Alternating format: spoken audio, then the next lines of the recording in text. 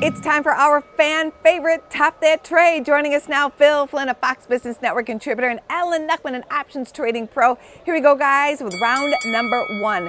Making bacon. Bacon inventory is at the highest level since 1971. What will this mean for pork prices? First of all, record bacon is never a bad thing. Never a bad thing. I love bacon. Let's just get that out there first. All right, terrific. Anything with bacon.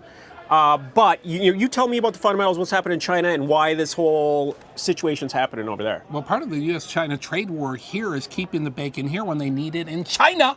And China, of course, has the Asian swine fever, which has wiped out millions and millions and millions. So we need to put bacon on the boats and send it on over, right? Right. In fact, if we don't take care of get it over there, the Chinese economy is really starting to suffer because it's caused inflation. Right. And they're China's big on pork. crazy. Okay, I hate to turn it, but that's what I do here. Okay. This is a chicken equation because I saw this week that China's going to look to start importing more chicken to offset the pork. Oh, this sounds like a quid pro quo. So the chicken prices had a big bounce, and the companies I like Sanderson. Sanderson's been between 130 and 160 now since April. That target's 190, and Tyson between 75 and 95 since May. So that target's 95. So chicken is where it's at because with low grain prices, the chicken producers, if they can get those export markets going again, are in great shape. You do realize Tyson does pork as well.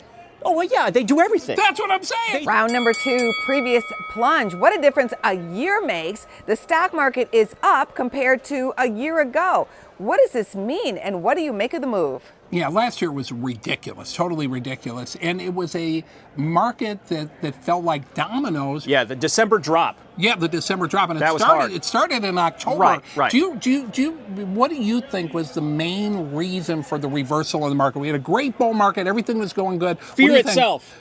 Well, it was basically fear. You had only the fear of fear itself, and that's what happened. People just got too fearful, and it's like you said, it was a snowball rolling down the hill, and it hit stops, which had send more selling, and it was ugly, but you need the market to go down so it can go back up. Well, yeah, and it came back in an incredible way. We went to record highs, but the real main thing was oil.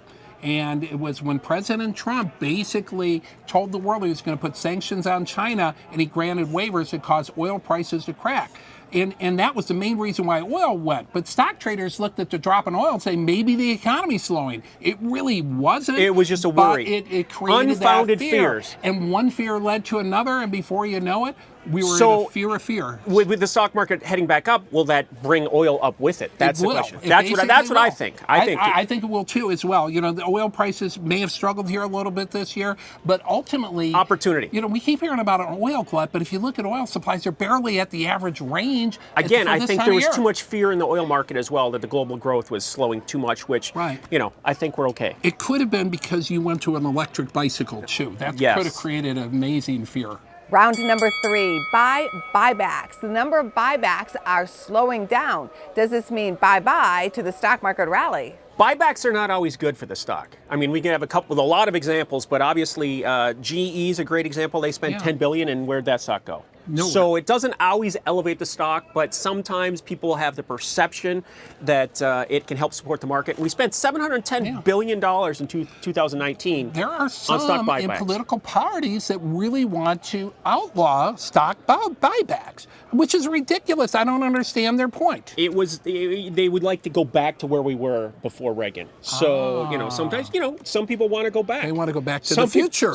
We can go back to the future. Go back to the 80s. The 1980s want your stock buybacks back. The stock buybacks are down 18% this year, 18%. So, I don't know if that's impacted the market at all. We did make all-time highs, so it's something to talk about, but it doesn't help the stock necessarily. Let's talk about when the stock buybacks were hot, and we talked about this when it started to happen. What did that tell us about the market? It told us that the CEOs believed in their own stocks and believed in the stock market. And when those stock buybacks were going crazy, everybody's complaining, they're doing the wrong thing. Heck, it should have been a signal to you that if every company wants to buy back their own stock, you should be doing the same thing. It means they have a lot of money. That means they're making a lot of money. That's what it means. Thank you. On to your bonus round question for today. Tick-tock, time to push back that clock.